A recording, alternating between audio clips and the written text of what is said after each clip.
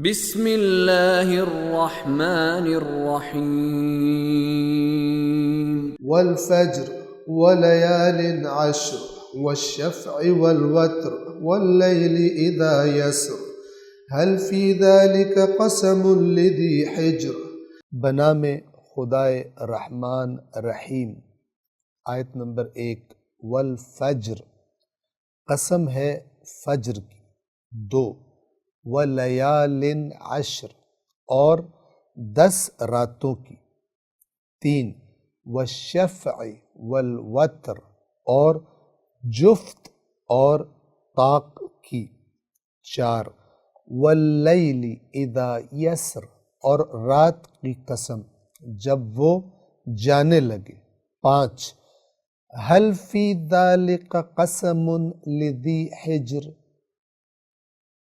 کیا اس میں عقل رکھنے والے کے لیے قسم نہیں ہے؟ یعنی یہ جن چیزوں کی قسم کھائی گئی ہے صاحب عقل کے لیے کافی نہیں ہے کہ اللہ اتنی چیزوں کی قسم کھا کر کوئی بات کرے؟ واپس آتے ہیں پہلی آیت کی طرف۔ پہلی، دوسری اور تیسری آیت۔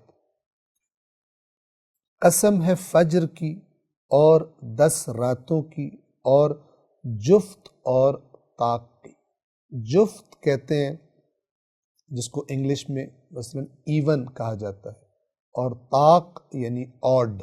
مثال کے طور پر 1 3 5 7 9، یہ انہیں کہا جاتا ہے آڈ نمبرز، اور جن نمبرز کو 2 برابر حصوں میں تقسیم کیا جا سکتا ہے، جوڑا جوڑا گویا کہ وہ ہوتے ہیں، ان کو کہا جاتا ہے ایون نمبرز۔ تو ایون کو جفت کہا جاتا ہے اور آڈ کو طاق کہا جاتا ہے۔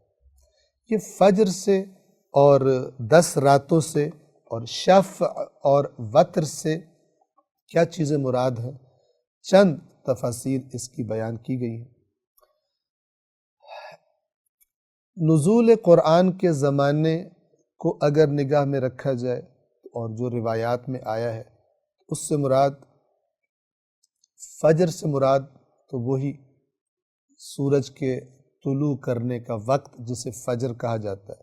طلوع کرنے کا وقت یعنی جو وقت فجر ہے، جب وہ روشنی کا آغاز ہوتا ہے، سورج ابھی بھرپور طلوع نہیں کیا ہوتا، جب نماز فجر کا مثلا وقت ہو جاتا ہے، اس کی قسم۔ 10 راتوں کی قسم سے ایک مراد لی گئی ماہ ذی الحجہ کی پہلی 10 راتیں، اور اسی معنی کو اگر مراد لیا جائے تو شفع اور وتر سے کیا مراد لیا گیا؟ 9ویں اور 10ویں ذی الحجہ کا دن، کہ جو 9ویں کا دن شفع 10ویں کا دن ہے 10 ذی الحج، اور وتر یعنی وہ ایون نمبر اگر لیا جائے تو وہ 9ویں ذی الحج کا دن ہے۔ 9ویں ذی الحج میں آپ کو معلوم ہے یوم عرفہ ہے، حج کا آغاز ہوتا ہے میدان عرفات سے، اور 10ویں کا دن عید کا دن ہے، رمی جمرات، یعنی پہلے جو سب سے بڑا شیطان ہے اس کی رمی کی جاتی ہے، اور حجاج کرام اس دن قربانی کرتے ہیں اور حلق و تقصیر وغیرہ کرتے ہیں اپنے رمی جمرات اور قربانی کرنے کے بعد۔ اور یہ جو حج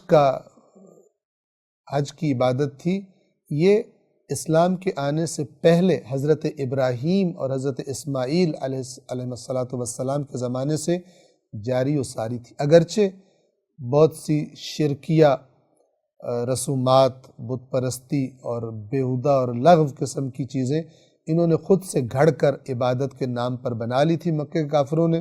حضرت ابراہیم اور حضرت اسماعیل نے کوئی ایسی بات ان کو نہیں کی تھی، انہوں نے نئی نئی رسمیں اور نئے نئے بدعات خود سے گھڑ کر پہلے بت پرستی شروع کی، پھر بتوں کے نام پر خود سے رسومات ایجاد کر کے حج کی شکل بگاڑ لی تھی، لیکن کچھ چیزیں اسی حالت میں موجود تھی۔ تو ان کی یہ جو قسم کھائی جا رہی ہے، یہ گویا توجہ کروائی جا رہی ہے کہ یہ چیزیں گواہی دے رہی ہیں کہ ان چیزوں کی طرف اگر تم توجہ کرو تو تمہاری توجہ ابراہیم و اسماعیل نے جو دعوت دی تھی، دعوت توحید، ان کے پیغام کی طرف ہو جائے گی، ان کے خالق کی طرف ہو جائے گی۔ ایک لفظ کی طرف توجہ فرمائیں، ایک ہوتا ہے تفسیر۔ تفسیر کرنے کا کیا معنی ہے؟ یعنی اس قرآن مجید جب وہ نازل ہوا ہے تو مختلف چیزوں کو دیکھتے ہوئے اس کے معنی کو بیان کرنا کہ اس سے کیا مراد ہے، کیا مراد ہے، واضح کر دینا۔ قرآن مجید چونکہ قیامت تک کے لیے ہے تو ممکن ہے، عین ممکن ہے اور ایسا ہوتا ہے کہ قرآن مجید میں جس چیز کا ذکر کیا گیا ہے بعد کے زمانوں میں آنے والے کسی واقعے پر اس کی تطبیق کی جا سکے۔ وہ تفسیر نہیں ہوتی، وہ کیا ہوتی ہے؟ تطبیق، یعنی اس پر اپلائی ہو جاتی ہے قرآن کی وہ آیات۔ تو تطبیق کے عنوان سے ان آیات کو محرم الحرام کی 10 راتوں پر بھی بعض علماء نے تطبیق کیا ہے کہ شب عاشور کہ جس کے بعد روز عاشور آل رسول اللہ صلی اللہ علیہ وآلہ وسلم اور ان کے اصحاب کو صحرائے کربلا میں انتہائی ظلم اور بربریت کے ساتھ کچھ حیوان نما انسانوں نے، بلکہ انسان نما حیوانوں نے، انہوں نے ذبح کر دیا رسول اللہ کو۔ قرآن نے بنی اسرائیل کے بارے میں یہ کہا کہ یہ انبیاء کو قتل کرتے تھے، حضرت موسیٰ کے بعد جو انبیاء آتے تھے یہ انہیں قتل کرتے تھے، اور اس امت میں اب کوئی نبی تو نہیں آنا رسول اللہ کے بعد، خاتم النبیین ہے، لیکن آل نبی موجود تھی جس کے بارے میں رسول اللہ نے بڑی تاکید کی۔ اذکرکم اللہ فی اہل بیتی، اذکرکم اللہ فی اہل بیتی، اذکرکم اللہ فی اہل بیتی۔ شیعہ سنی کتب گواہ ہے کہ اپنے اہل بیت کے بارے میں بہت شدت سے تاکید کی، لیکن امت نے وہ کام جو بنی اسرائیل حضرت موسیٰ کے بعد اپنے انبیاء کے ساتھ کیا کرتے تھے، اس امت نے وہی کام اپنے نبی کی آل کے ساتھ کیا جن کے بارے میں رسول اللہ شدید ترین تاکید اور نصیحت کر کے گئے تھے۔ ان کو ان کا مقام تو نہ دیا، الٹا ان کو ذبح کر دیا، کسی کو زہر دے دیا، کسی کے بدن کو تیروں اور تلواروں اور پتھروں سے چھلنی کر دیا، اور اس کے بعد اس کو ذبح کر دیا اور اس کے سر کو کاٹ کر نیزوں پر چڑھا لیا، اور اس کی اولاد اور اس کے اصحاب کے سروں کو۔ تو یہ قرآن اگر کوئی پڑھے اور بنی اسرائیل کی حرکتیں دیکھے تو اس امت نے بھی جو اپنے رسول کے احکام کو پامال کیا ہے اس کے لیے ڈھکا چھپا نہیں ہے۔ شرط یہ ہے کہ اس کو یہ نہ رٹایا گیا ہو کہ ہمارے اکابرین کی رائے یہ ہے، بلکہ وہ اکابرین کی دلیل پوچھے، اکابرین کی دلیل پوچھے، نہ کہ اکابرین اور بزرگان کا نام لے کے دھونس سے اسے چپ کرا دیا جائے۔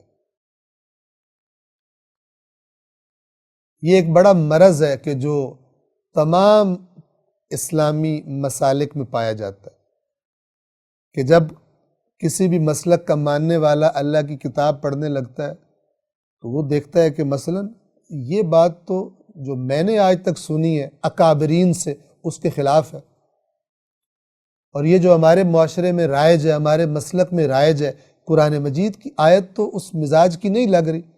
پھر وہ جاتا ہے کسی بزرگ کے پاس، کسی عالم کے پاس کہ قرآن کی آیت میں یہ ہے اور ہمارے یہاں یہ کیوں رائج ہے، ہماری رائے جو ہے، ہمارے مسلک کی رائے فلان مسئلے میں وہ اس کے ساتھ میچ کیوں نہیں کرتی؟ تو پھر اس کو دھونس دی جاتی ہے کہ ہمارے جو اکابرین بزرگان تھے وہ تو فرشتوں سے ملاقاتیں کرتے تھے، ان کو تو خوابوں میں آ کے رسول اللہ رہنمائی کیا کرتے تھے، اور وہ جس طرح قرآن کو جانتے تھے، قرآن کی گہرائیوں کو، تمہاری ہماری تو اوقات ہی نہیں جان سکے۔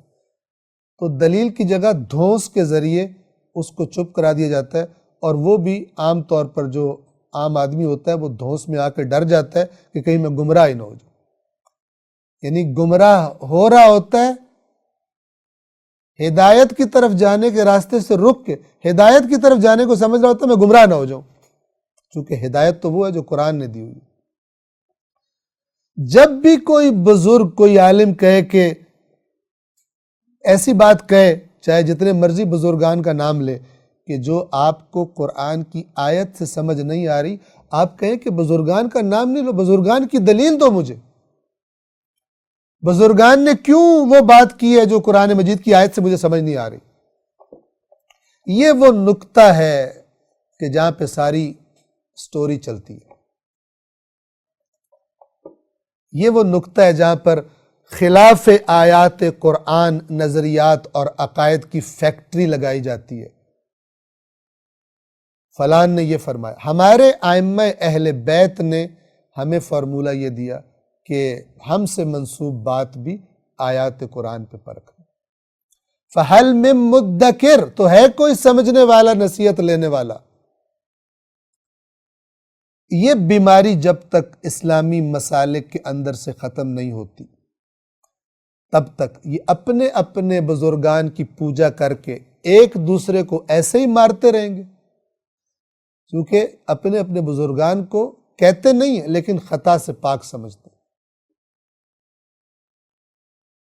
اپنے مکتب کے علماء کو، ہمارے جو فنان عالم تھے ان کے تو یہ معجزات تھے، اور وہ تو یوں خوابوں میں یوں کرتے تھے، اور وہ یہ کرتے تھے تو یہ ہو جاتا تھا۔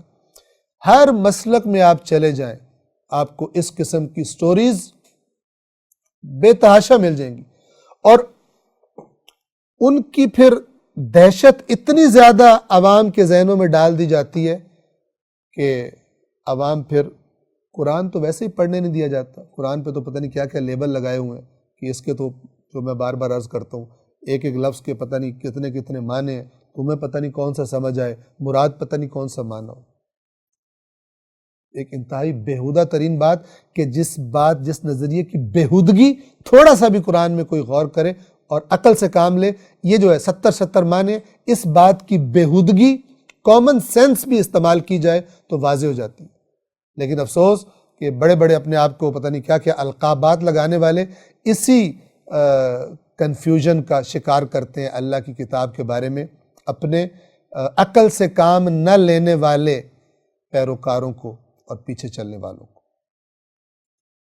توجہ فرما رہے، تو ہم بات ذرا حاشیے میں چلی گئی، اگرچہ یہ حاشیہ بھی اپنی جگہ پر متن ہے، حاشیہ نہیں ہے، اور وہ یہ کہ آیات قرآن تا قیامت ایسے حوادث پر تطبیق ہو سکتی ہیں کہ جو ان آیات کے اندر جو بات کی گئی ہے محسوس ہو کہ یہ شباہت رکھتے ہیں اس کے ساتھ، کیونکہ آیات قرآن میں بتائی گئی باتیں تا قیامت، لہذا 10 راتوں کی بعض نے تطبیق کی ہے اس محرم الحرام کی 10 راتوں پر کہ جس میں امام حسین علیہ السلام اور ان کی اولاد اور اصحاب کو شہید کیا گیا تھا، آل رسول کو امت نے قتل کر دیا، اور نعرہ کیا لگایا گیا کہ جلدی قتل کرو اور جنت کی خوشخبری لے لو۔ سبحان اللہ۔ اللہ العلی العظیم۔